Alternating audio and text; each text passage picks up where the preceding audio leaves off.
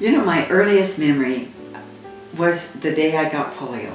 I was sleeping with my mother because my stepfather was in Idaho looking for a job. And I woke up and, like other 3-year-olds, my mother said, go in and go to the bathroom. So I got up to go to the bathroom and I couldn't walk. I fell off the bed and I couldn't walk at all. I remember my mother screaming because at that time polio was a really worrisome thing for all mothers. It was in the summer months and it was a virus, and there were 3 different kinds. There was the paralytic polio where you saw most of it, where people were paralyzed, limbs were paralyzed. There was a bulbar polio, which was really frightening, and a lot of people ended up spending their lives in iron lungs because their lungs were killed by the virus. And then there was a kind of a flu-like virus where you got sick but you got better. But then, even then, people with that couldn't even tell that there was polio. It was, they have results from it later in their lives. But anyway, so it was a really scary thing. And a lot of my family got it after I did. My father got it, my uncle got it, my cousin got it. So it was kind of a family epidemic. But that was my first memory. I spent 3 months in the hospital. I was left with a really bad effect on my left leg. The rest of me kind of got cured, but the left leg was left with really severe weakness. And for a long time, I was on crutches and a big heavy leg brace. And then eventually, I got to where I only had to use the leg brace. But when I was in the 3rd grade, got really tired of the brace. So the last day of school, I came home and I took off the brace and I took it out to the garbage can and put it on top of the garbage can, vowing I would never wear it again. My mother came home from work and said to me, "What's the leg brace doing on the garbage can?" And I said, "I'm never wearing it again." And she said, "Okay." And I was really grateful to her for giving me that choice. I fell a lot because my leg was so weak.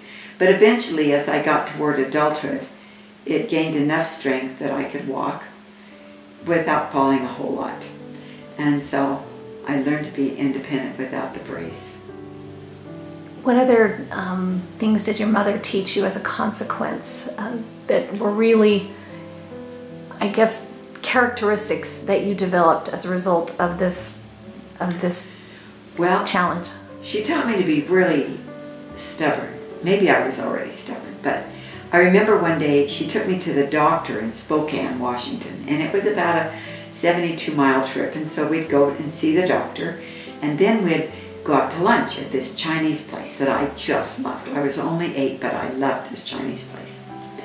And no, I wasn't. I was younger than 8. I was about 6 because I still had the crutches and I still had the brace.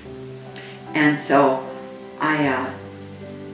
we were standing on this corner and it was snowy and sleety and slippery and cold. And I remember falling, slipped right down. And my mother looked down at me and she said, "Get up." And you can imagine, everyone around us thought, what a mean mother. I was this pathetic looking little 6-year-old with these crutches and this heavy leg brace. And she just said, "Get up." And I got up. And I learned I could get up when I fell down. And I didn't need people to help me. And I could be independent. And so that's what I learned from that. I was grateful, really grateful. As you look back over that experience now in your life, do you still interpret it the same way that you did when you were younger? You know, I've been grateful for it all my life because I thought it taught me independence. It also, as I look back on it, probably taught me not to trust anyone to help me. I've always been incredibly independent and always wanted to do it myself, never wanted to ask for help. And I think perhaps it would have helped me in my relationship with other people if I had learned to trust them to help me. Well, I think as in anybody that's different, you know, in any way, you know, my disability was obvious, but you know, and I think we all have disabilities in some way, but some people are uncomfortable in dealing with people with obvious disabilities. They don't like the imperfections or the weakness of other people. And so my friends were really good friends because they were people who didn't care about weaknesses. And so I think it helped me determine who I really wanted to be around. Have you ever felt bitter about it, or angry, or frustrated? No, not at all. It was a challenge. Sometimes I just hope there's hiking in heaven. I hope there are mountains to climb.